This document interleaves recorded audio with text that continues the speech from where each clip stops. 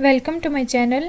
आज का हमारा टॉपिक है difference between liability and responsibility.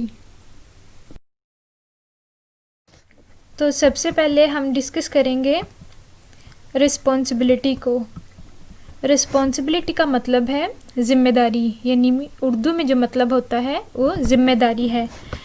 लेकिन ये ज़िम्मेदारी ऐसी है कि इसके बदले में हमें ना तो कुछ मिलता है और ना ही कुछ पे करना पड़ता है, यानी इसके बदले में हमें कोई पैसे वगैरह नहीं मिलते, कोई भी फाइनेंशियल इवेंट नहीं होता।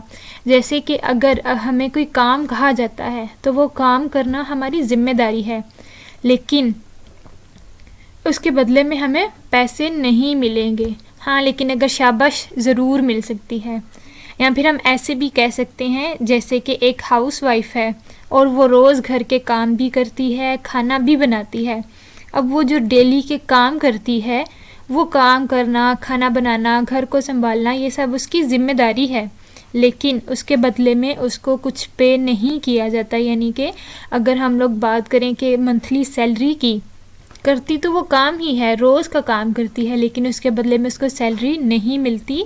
तो वो काम करना, घर को संभालना, खाना बनाना, ये सब उसकी ज़िम्मेदारी है। इसी तरह लायबिलिटी का क्या मतलब है कि जब लायबिलिटी का जो मतलब है वो भी ज़िम्मेदारी ही होता है, लेकिन इसमें फाइनेंशियल वैल्यूज़ आ जाती हैं, यानी कि बदले में हमें पैसे अदा करने पड़ते हैं। मसलन हमने किसी से पैसे लिए, अब पैसे वापस करना हमारी ज़िम्मेदारी है, यानी हम ज़िम्मेदार भी हैं और बदले में पैसे भी अदा करने पड़ेंगे। तो इसलिए इसे लायबिलिटी कहते हैं। और अगर बिज़नेस में डिस्कस किया जाए तो जो हमारे क्रेडिटर्स होते हैं, जिनको हमने पेमेंट करनी होती है, जिनको पैसे देने के हम ज़िम्मेदार होते हैं, तो वो हमारे क्रेडिटर्स होते हैं। तो इनको पेमेंट करना हमारी ज़िम्मेदारी है और बिज़नेस लैंग्वेज में इसको लायबिलिटी कहते हैं।